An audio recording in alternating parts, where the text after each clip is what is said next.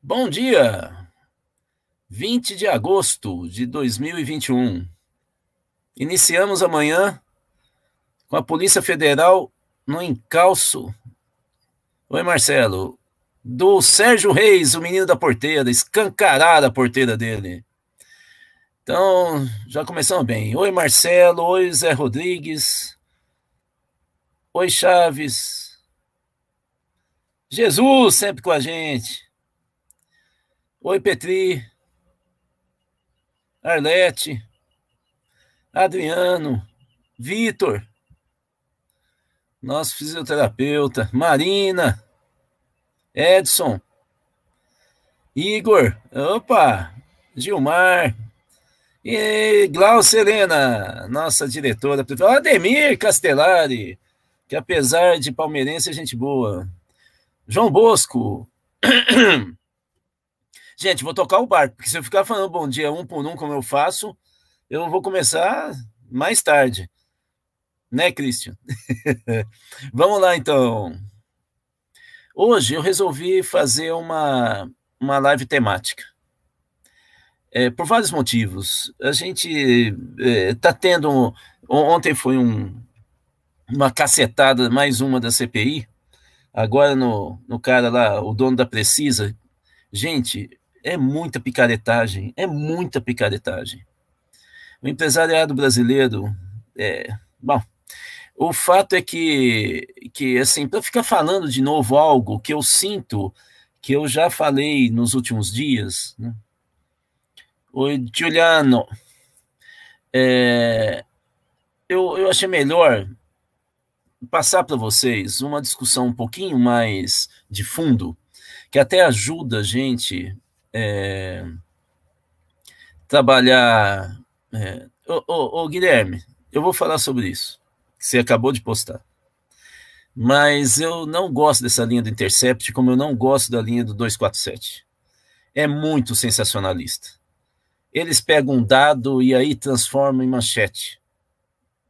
Eu fiz pesquisa sobre 2013. Olha, esse padreco que veio da Espanha, sinceramente, eu estou escrevendo um livro, eu vou falar mais tarde, Guilherme, isso daí, esquece. Isso é uma linha de interpretação complicada, eu vou falar no final da exposição de hoje. Eu estou escrevendo um livro, esse que eu estava falando para o Guilherme, solicitado pela editora Cotter, sobre a ascensão da extrema-direita na Europa. Eu vou fazer um recorte europeu e no Brasil. E eu estou, então, além de um levantamento bibliográfico razoável que eu fiz, contato com os meus amigos europeus para eles enviarem dados, livros, papers, ajuda. Eu lembro que eu tinha um cara que trabalhava comigo que falava que era ajuda luxuosa. Eu achava tão engraçado. Do Petri, dando muitas orientações para mim, interessante. Outros amigos, Adriana Dias, antropólogo da Unicamp. Oi, Sérgio. Eu pedi para o Chico Meira, diretor do Vox Populi, se ele poderia construir uma série histórica para mim sobre a autodefinição ideológica dos brasileiros nos últimos anos. Eu, na verdade, pedia para ele mais 2010 para cá, mas o Chico Meira é muito generoso e ele fez de 96 para cá. Ele falou que não fizeram esse tipo de coleta de dados anualmente, mas dá para a gente perceber um pouco o percurso. E eu resolvi mostrar isso para vocês hoje, em primeira mão. Primeira mão porque, embora eu tenha colocado em alguns grupos de WhatsApp, eu não apresentei assim numa live pública como vou fazer hoje.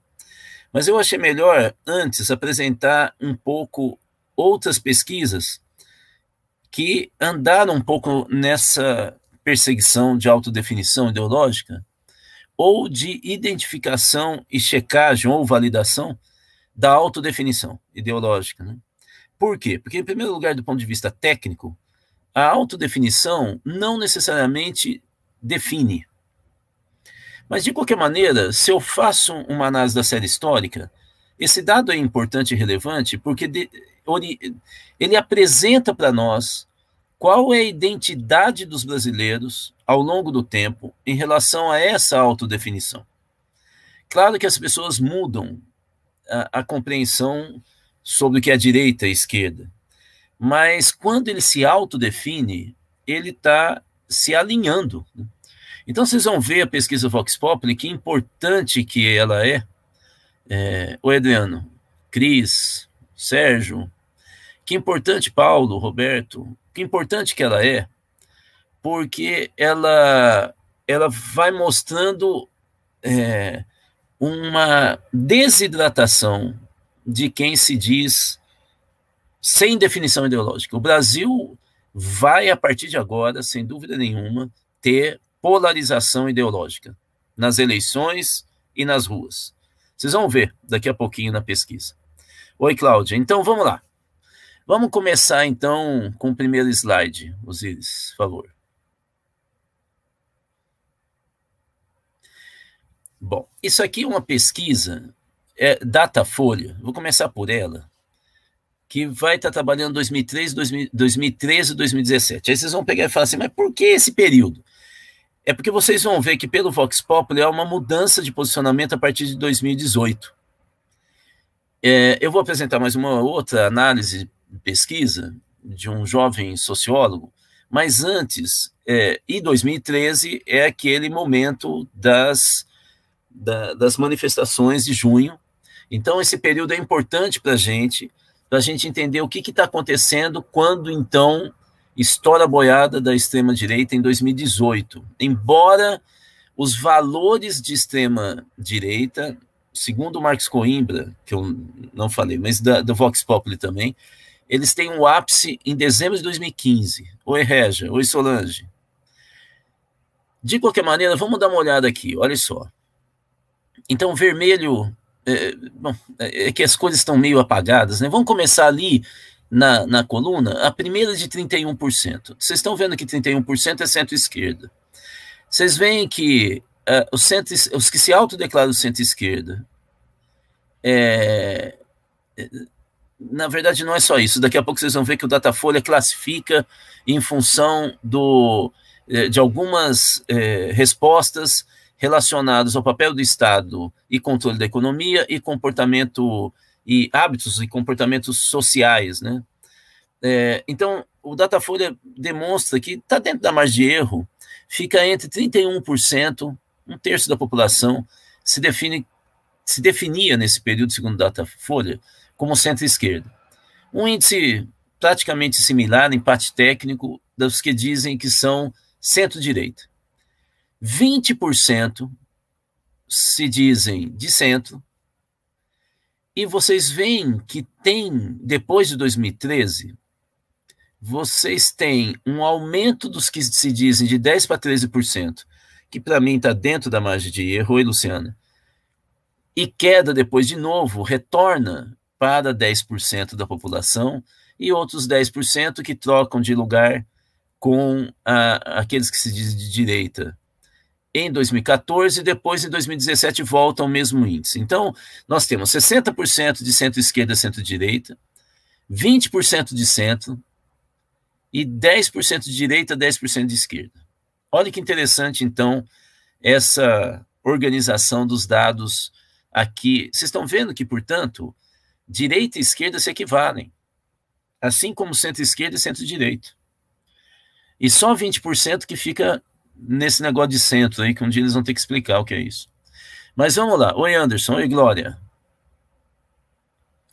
Vamos para o próximo slide, então, Osíris. O Pedro Henrique Marques, que faz uma análise dos dados, isso tudo, se vocês quiserem, a gente envia, né? Quem não preencheu aquele formulário, preencha, para a gente ter os dados de vocês para poder mandar, né? Tanto o PowerPoint como as pesquisas que vocês quiserem. Ele se baseia nos dados do projeto Opinião Pública da América Latina em 2017. Então, nós estamos falando de 2017. Vocês viram o Datafolha. Por essa pesquisa, 30% da população 29,1%, se autodefinia como esquerda. Vocês lembram que lá na pesquisa Datafolha, eles que faziam a classificação, a partir de algumas respostas sobre o papel do Estado, controle da economia e hábitos sociais, cultura social,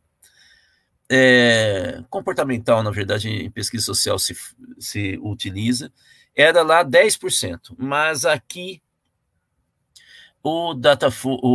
a pesquisa de projeto de opinião pública, vocês vão ver que vai convergir com Datafolha. 29% se autodefinia como de esquerda e 22% se autodefinia como direita. Portanto, 51% da população se definia ideologicamente. Acontece que, no caso da esquerda, há uma maior identidade daqueles que falam que são de esquerda com o ideário de esquerda do que os de direita. Os direitas que se autodefinem, os 22%, se autodefiniam em 2017 como de direita, são mais confusos em relação aos valores que normalmente a esquerda expressa, como, por exemplo, o controle da economia pelo Estado, a luta pela igualdade social, os valores, o respeito à união homoafetiva, o antirracismo e assim por diante. Os que se dizem de esquerda, 65% têm opinião compatível. Nesse sentido, os que se falavam ser de esquerda naquela época, 2017, oi, Cleidonice, os que se diziam em 2017, que a partir desse banco de dados aí, do projeto Opinião Pública na América Latina, os que se diziam de esquerda, na verdade, se fossem checados com os valores reais da esquerda, não seriam 29,1%, mas 18,9%. Vamos seguir, então, Osíris. Agora, se você somar os eleitores que se localizam à esquerda e à direita e checar com os sistemas de valores e crenças, o total dá 23%. Dá uma olhada lá, 18,9%, que está lá em cima, é dos eleitores que se dizem de esquerda e que têm identidade de fato com os valores de esquerda e o ideário de esquerda. Perdão, eu não tinha dito isso, não em relação à questão comportamental, mas relacionada ao Estado e à economia. Então, 19%, eu vou arredondar, dos que se dizem da população brasileira, que se diz de esquerda, tem uma identidade com os valores relacionados à política econômica e papel do Estado, que são exatamente da esquerda. Mas quando você junta com questão comportamental, segundo esse analista, cai um pouco, mas menos do que o pessoal de direita, totalizando. Olha só que interessante. Esse autor, ele consegue localizar que apenas 23% da população brasileira é definida ideologicamente com coerência. Anota, então, 23%. E essa pesquisa mostra que a maioria desses 23% é de esquerda. Interessante, não é? Oi, Renato. Vamos lá, então, Osíris, para o próximo slide, por favor. Bom, a questão, então, que tecnicamente eu tinha que apresentar para vocês é como que se usa, que critérios que são usados para se definir os valores que são de esquerda no que diz respeito à economia e ao Estado e comportamento social, e quais são as respostas que se definem pela direita. Porque quando eu falo que há identidade ou não, eu estou trabalhando com algum tipo de conceito. Eu estou pegando aqui, e o conceito que se usa comumente no Brasil é norte-americano de tendência liberal. Então, vocês veem que já tem um problemito aqui. E liberal no sentido liberal dos Estados Unidos, que é aquele cara que é um democrata, gente boa, sabe? que não é racista, ele pode não ser feminista, mas ele não é machista, entende? Um cara que acha que tem que ter igualdade, mas também tem que ter liberdade individual, que não é para acabar com o capitalismo, mas tem que ser um capitalismo mais inclusivo, entendeu? Isso que é o liberal. É um cara meio democrata, entendeu? Mas não vai muito além disso. O Datafolha e a própria análise que eu apresentei agora há pouco, eles adotam a mesma concepção norte-americana, porque a ciência política norte-americana tem uma influência enorme nesse tipo de concepção. No Brasil, há uma disputa entre essa visão institucionalista e liberal, de análise comportamental e de ideário político, com a visão de cultura política que vem mais da tradição europeia, em especial francesa. Aí é uma visão muito diferente, mas de qualquer maneira eu vou expor aqui para vocês. Olha só, posse de armas. Se a pessoa acha que tem que proibir, o Datafolha já classificava direto como sendo esquerda. Se ele queria legalizar o direito de portar arma, ele localizava como de direita. Pobre contribui com o desenvolvimento e a cultura, se fala que sim, esquerda. Se pobre é identificado como alguém que cria problema, direita. Se homossexualismo deve ser aceito, é esquerda. Se deve ser desencorajado, direita. Vocês entenderam que tem uma leitura? Pobreza, boa parte está ligada à falta de oportunidade, identificado como esquerda. Boa parte está ligada à preguiça, identificado como direita. Pena de morte, não cabe esquerda, é a melhor punição, direita. Sindicatos são importantes para defender os interesses, esquerda. Serve para fazer política e não para defender trabalhador, direita. Vocês sabem que essa visão de sindicato não envolve só pessoas de direita hoje, né? Inclusive base de servidor público. Então, assim, esse tipo de classificação assim, ela é muito chapada, como vocês estão vendo, né? Por exemplo, falar acredita em Deus não necessariamente torna as pessoas melhores, já vai para a esquerda. Acredita que Deus torna as pessoas melhores, vai para a direita. Ué, mas como? Mas como? Tem um monte de gente ligada à teologia de libertação que grande parte ficaria ali dizendo o que está sendo dito aqui, definido pelo Datafolha como sendo de direita. Então, vocês veem que essa classificação, ela é uma aproximação, mas ela, de novo, tem um olhar discriminatório do pesquisador ou do instituto de pesquisa sobre a resposta do outro. Ele não tem interação, não existe empatia. É a clássica visão de pesquisador como sujeito e o pesquisado como objeto, de tal maneira que eu não consigo entender o que o outro está pensando. E é lógico que uma pesquisa assim é mais barata do que você tentar entender, de fato, por que o cara está falando da religião do jeito que ele fala e articular com outros valores. Em pesquisa quantitativa, para você pegar e superar isso, o que a gente faz às vezes é cruzar dados. Então, eu pego a mesma pessoa, cruzo a resposta sobre pobreza com religião e criminalidade, por exemplo, e tento fazer uma análise um pouco mais sofisticada. O Datafolha não faz isso. Ele pega estatística simples, definida, oi Bruno, por questão, por tema. Vamos lá então, que eu estou chegando perto. Vamos para outro slide, por favor. Aí chegamos no que na série histórica do Vox Populi, que o Chico Meira enviou para mim. Eu montei o gráfico, mas os dados são todos do Vox Populi. Olha só que interessante. Vamos pegar a esquerda, que está em vermelho. Vocês estão vendo que a esquerda chegou a 27% em 1999. Ele cai um pouquinho só para 23%, acho que sai um pouco da margem de erro. Datafolha trabalha entre 2% e 3% de margem de erro. O Vox Populi deve estar nessa marca dos 3%. Eu não perguntei para o Chico, mas eu vou perguntar para ele. Então, de 27 cai para 23, um pouco antes do Lula vencer. Olha que interessante, o Lula toma posse e um percentual de brasileiros que se autodefine como esquerda cai. Olha só, em janeiro de 2008, se você puder pegar a flechinha, Osíris, e ir lá no... Não, aí, no vermelho, lá embaixo, 12%.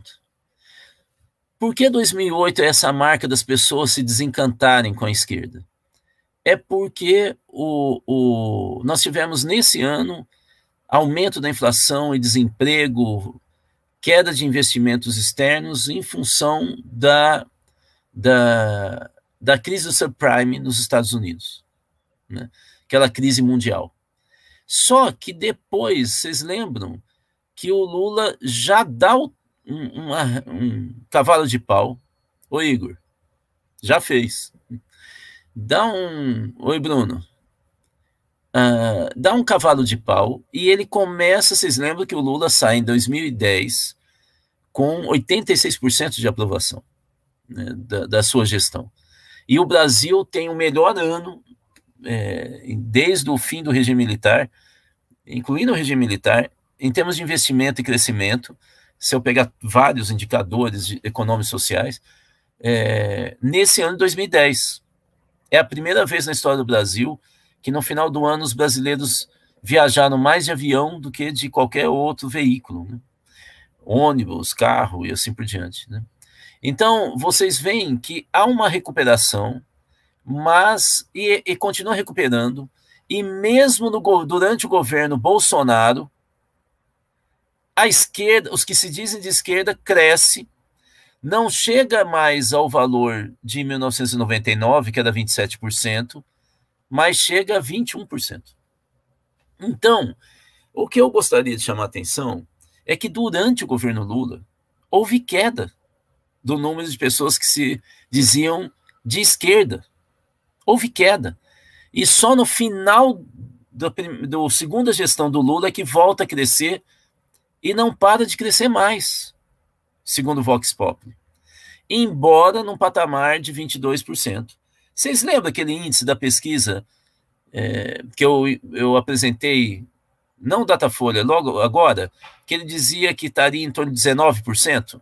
Os que têm coerência, que falam que são de esquerda, que têm coerência como esquerda, olha o dado, bateu, né? 22%. Eu tinha falado 21%. Mas tem janeiro de 2020, 22%. Vamos pegar a direita. A direita é amarelinho. Então, a direita, no Brasil, ela envolvia, em 96, 25%. Em 98, pula para 31%. Depois cai em 99 e sobe para 32% em 2001. Com a vitória do Lula, cai o número de pessoas que falam que são de direita. Olha que coisa mais interessante. Mas ela vai se estabilizando nesse patamar durante toda a gestão de Dilma Rousseff.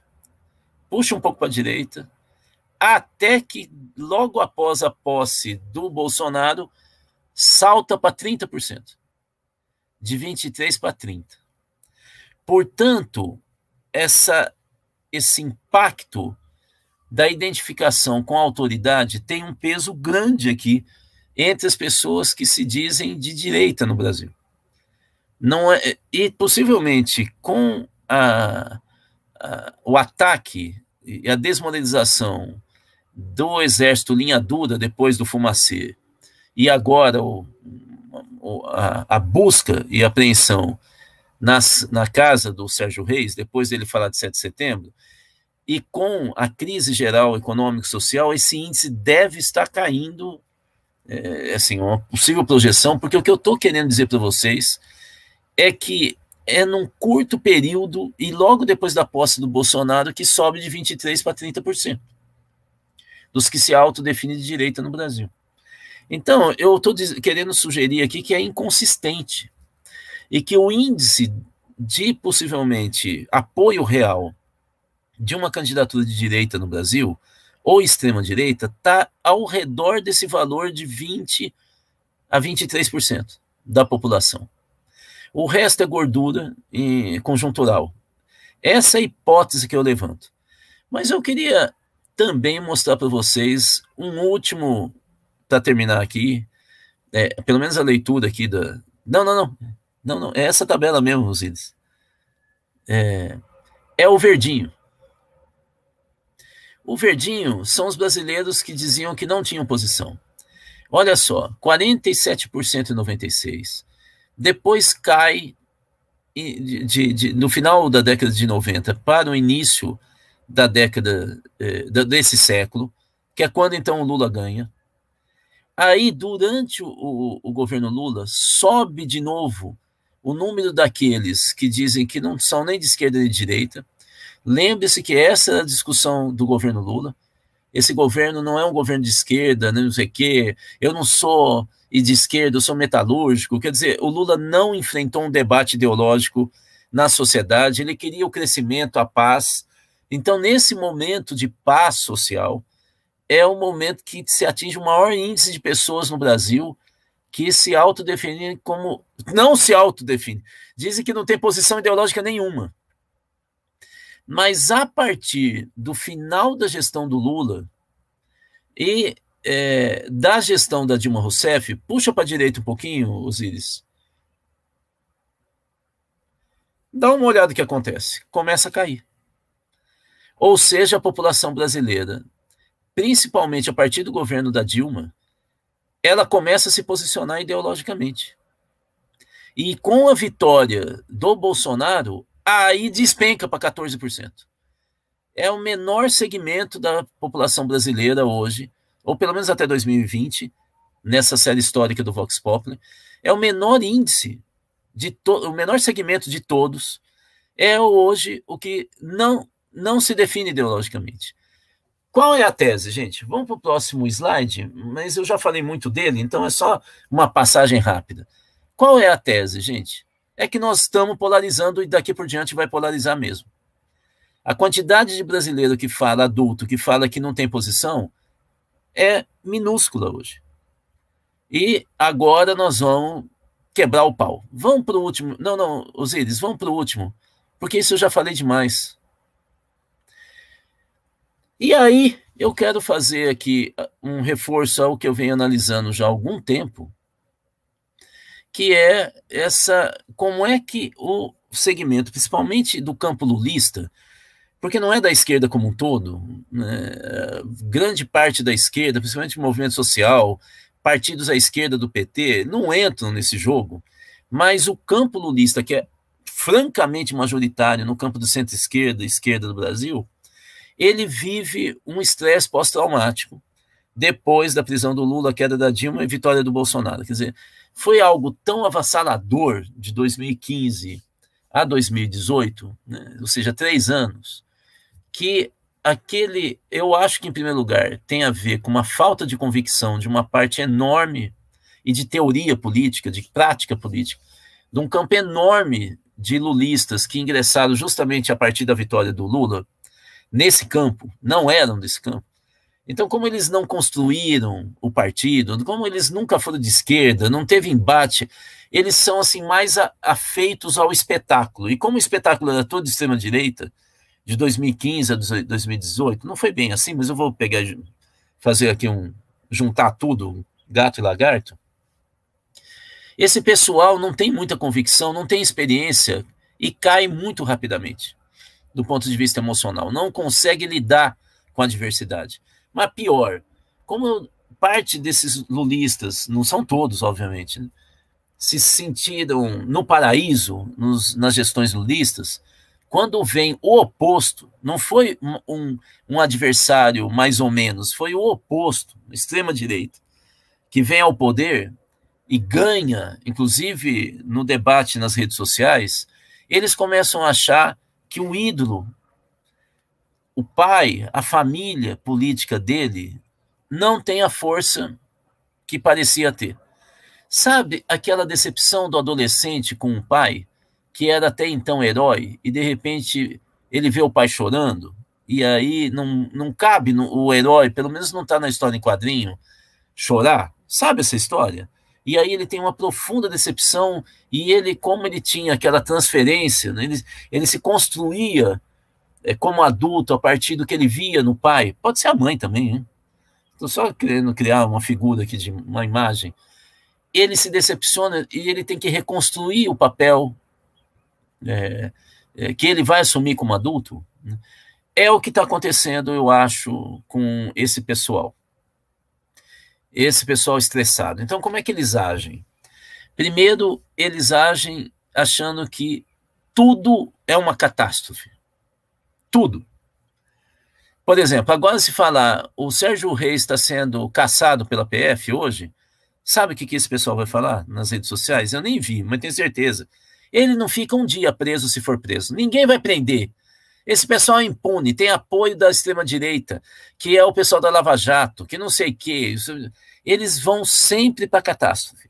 Mesmo quando os dados são nítidos de que o lado de lá está se desfazendo, Fumacê, prisão do Bob Jefferson, tal, não adianta, esse pessoal não consegue ligar um ponto com o outro e falar, mudou a conjuntura. Não, isso aí é nuvem de fumaça, porque eles vão passar no Congresso a lei não sei do que. É um pessoal, assim, completamente destruído e impotente em relação à realidade. Ele não acredita que o governo Bolsonaro de fato vai desmoronar. E para que o discurso deles tenha um pouco de impacto, eles têm que dizer que não vai ter eleição ano que vem. E se tiver, o Lula não vai tomar posse caso ele ganhe. E, finalmente, com isso, eles não conseguem fazer crítica, inclusive aos governos do PT. Eles acham que tudo é PT, tudo é assim, é o paraíso. Eles não conseguem ver clivagens internas no PT, divergências, jogos, acordos. Não conseguem ver isso. Não conseguem perceber que a base não participa mais do processo de decisão do PT. Não consegue ver que o Haddad é um liberal, que não tem absolutamente nada a ver com a história do PT, que foi um ministro que acabou com o Paulo Freire no país. Ele trouxe o modelo norte-americano porque ele é liberal. Ele é um professor de uma universidade liberal. Não é por acaso. Ele era da USP. E, portanto, esse segmento tem uma dificuldade imensa de ler uma tabela, um gráfico como aquele que eu apresentei. Gente, acabou. Já falei aqui por 32 minutos, é demais. Vamos para o debate, Osaires.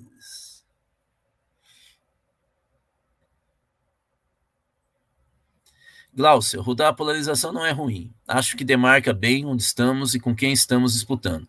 O problema é o caminho antidemocrático dos autoritários. O que acha? O problema é o seguinte, a polarização é importante desde que não gere esgotamento na população. Porque quando ela gera, ela vai para o centrão. Então, o que eu não mostrei na tabela é como que cresce o número de pessoas que falam que são de centro. Ou seja, por isso que nós tivemos a votação que nós tivemos na eleição municipal. Quem ganhou nas últimas eleições municipais foi o centrão, foram os partidos do centrão. Então, Glaucio, a gente tem que ter um pouco de cuidado também com esse tipo de leitura, assim, às vezes muito estanque. Olha lá, ó. O pessoal de centro é o laranja, né? Dá uma olhada como que sobe. Tá vendo? Quase bate... Não, é o principal segmento hoje de autodefinição ideológica no Brasil. É o que se diz de centro. E é por isso que o centrão ganhou. Então, centro no Brasil é clientelismo. Vamos ter clareza disso. Centro, na prática política, é clientelista, é assistencialista. Bom, vamos para outra questão, Osíris. Guilherme, sinto que o que está complicando é a não aceitação de que o Lula, no fundo, e olha que tem... No fundo, eu não sei o que é. No fundo? E olha, deve ser de centro, o que é isso? E olha que tem o fato dos dois governos de, muitas vezes, de direita. Ô Guilherme, pô, você quer me matar aqui com essas frases que você coloca caco no meio. Mas deu para entender que o Lula é de direita. De fato, o Lula assume posturas liberais E liberalismo no Brasil não é centro. Você sabe que o liberalismo no Brasil sempre foi elite. Não defendia o fim da escravidão, inclusive. Né? Aliás, John Locke, defendia a escravidão, só para vocês terem uma ideia. O liberalismo hoje no Brasil fala que qualquer política social que promova a igualdade, ela é populismo econômico, porque gera inflação. Só para vocês terem uma ideia. E o Lula caminha. Ele não colocou o Palocci e o pessoal da Fundação Getúlio Vargas do Rio e da PUC do Rio, da economia, no governo, na área econômica, à toa, né, porque ele acredita nisso. Né? Um grande consultor dele, conselheiro do Lula, na economia, é o Delfim Neto. Então, assim, é bom a gente ter um pouco de clareza, porque a gente começa a construir uma imagem de uma pessoa que não é real. Né? Vamos lá, próximo. Igor Haddad, o mais PSDBista dos petistas. É isso mesmo. Ele é tucano, sem dúvida nenhuma. Inclusive, em 2013, ele se alinhou com o Alckmin. Não é que ele teve só uma fala pública do lado do governador da época. Ele se alinhou. Ele falou, eu gravei a fala dele dizendo, nós temos que separar o joio do trigo. Aqui tem gente que é baderneiro. Ele não falou de direita, não. Ele falou contra os anarquistas. É um liberal. Bom, vamos lá. Edson, no meu ponto de vista, os sem posição são os beneficiados pelos programas sociais do governo Lula-Dilma, que aderem à cultura liberal e se movimentam em busca do campo político que lhe garante status. Pode ser, Edson, isso é uma hipótese. Você vê que eu não me arrisco muito, porque a pesquisa não aprofundou. Valeria a pena a gente ver, inclusive, pesquisas qualitativas. O que a gente tem é da Esther Solano sobre os bolsonaristas, né? Mas a pesquisa qualitativa, ela não serve para estatística, né?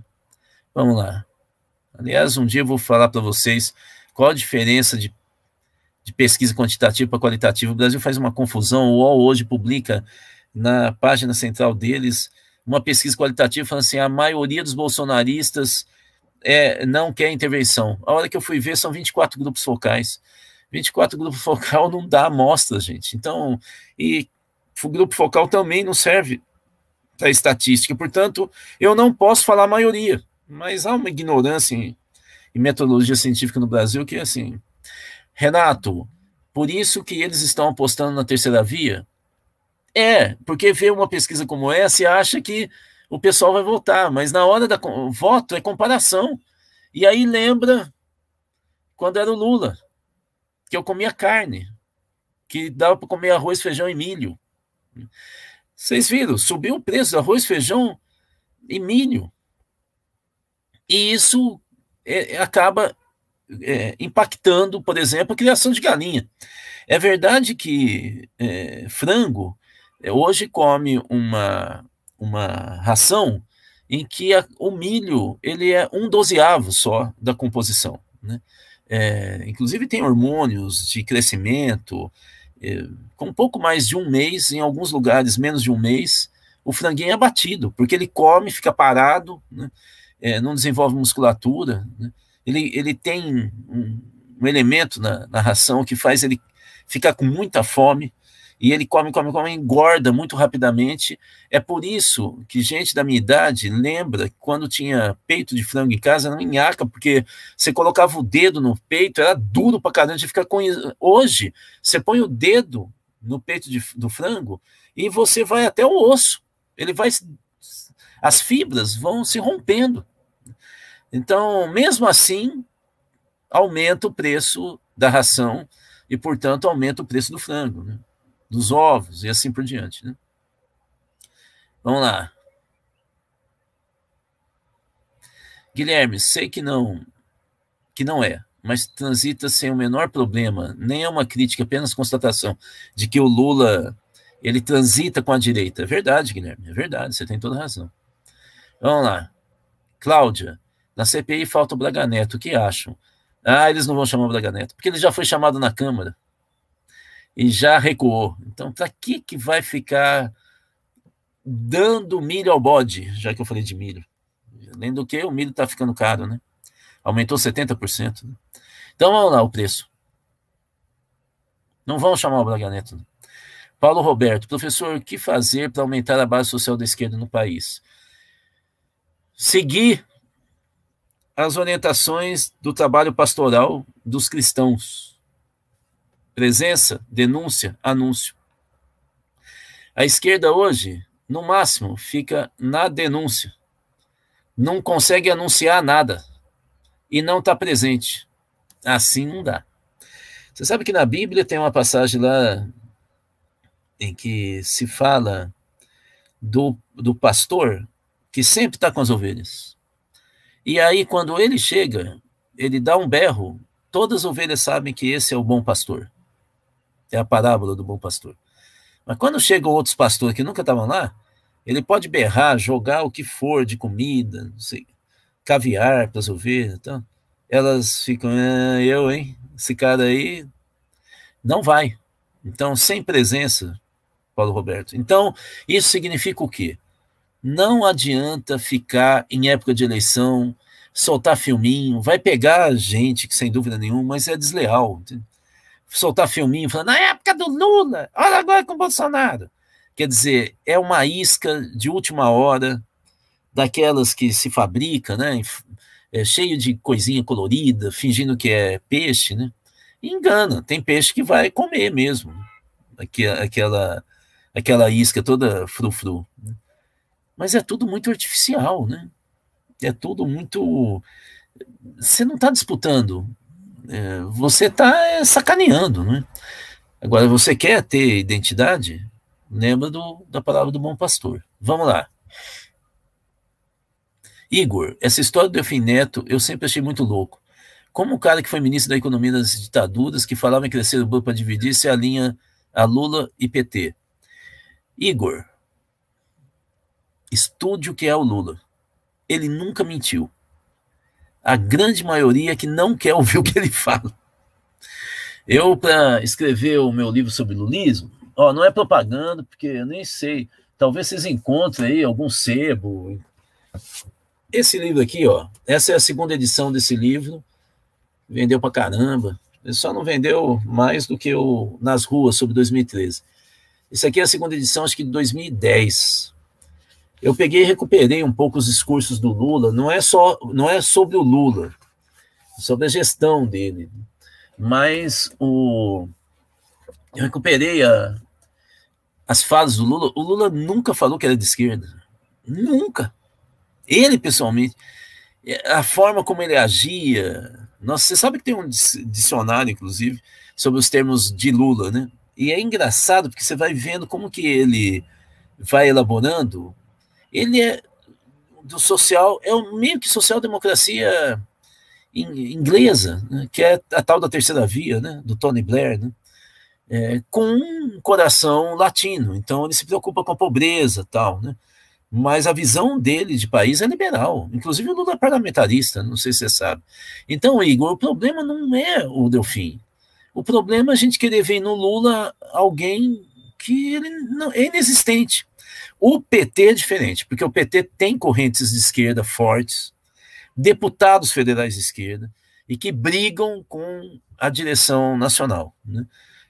O problema é que, como o PT, com o Lula, foi se fechando na tomada de decisão na cúpula, né, a base não consegue saber que está tendo uma briga violenta lá em cima, né?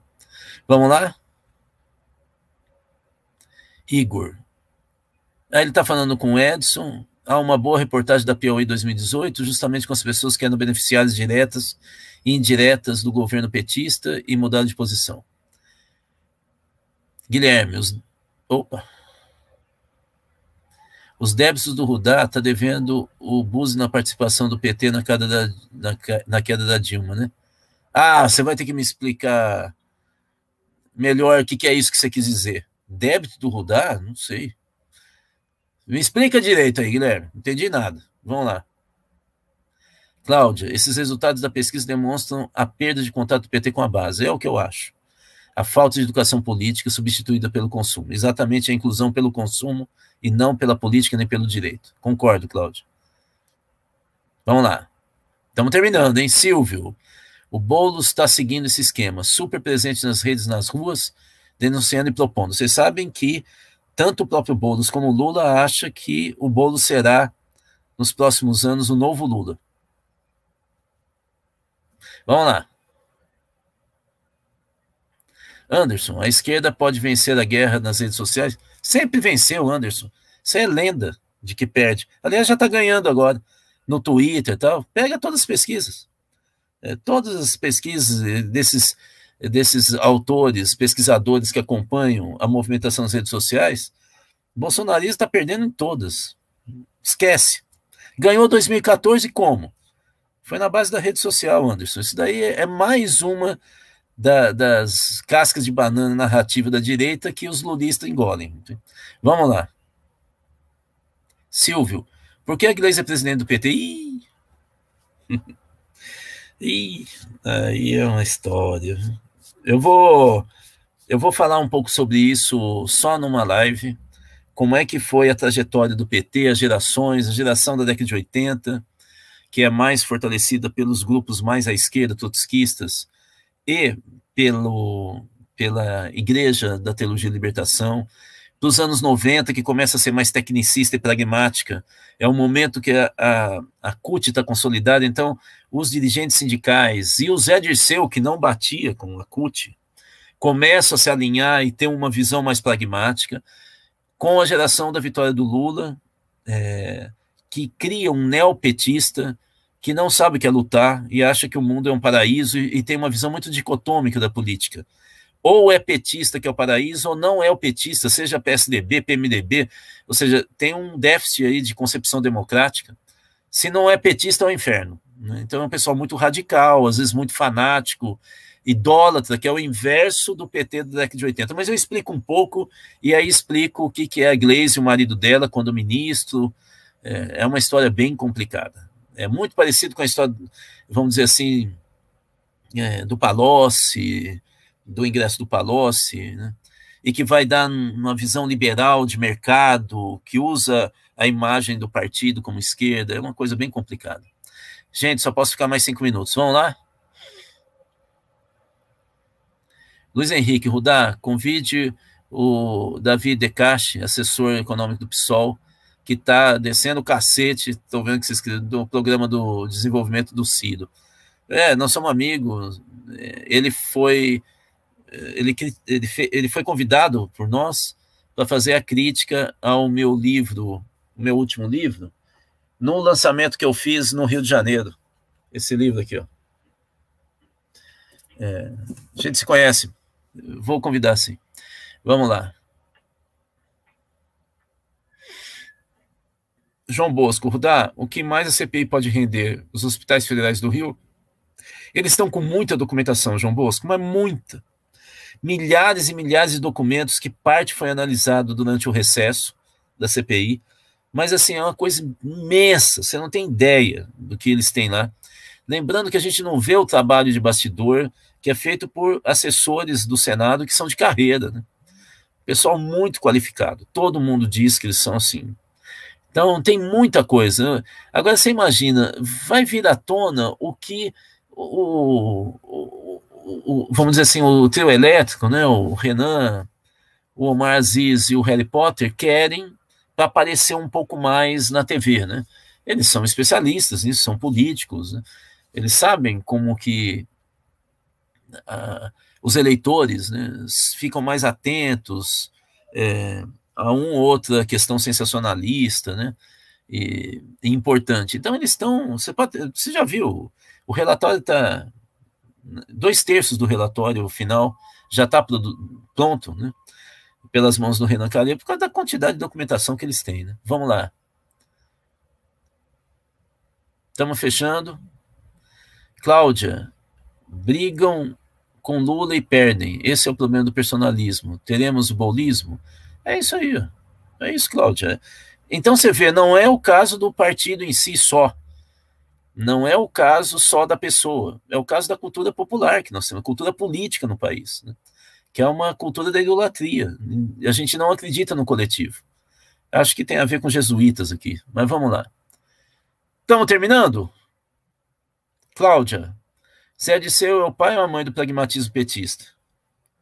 Zé Dirceu é o dirigente do PT mais capacitado que conseguiu dar um formato e uma estrutura, primeiro dentro da burocracia do partido, ao pragmatismo. Ele insistiu muito com Lula da entrada do PMDB no governo, até que o Lula cedeu em 2005. Bom, terminamos aqui, que eu tenho que entrar numa aula, a segunda aula do curso de Educação Popular da segunda turma. Lembrando que nós vamos estamos com a inscrição aberta, mas já estamos com poucas vagas para o curso que começa dia 13 de setembro.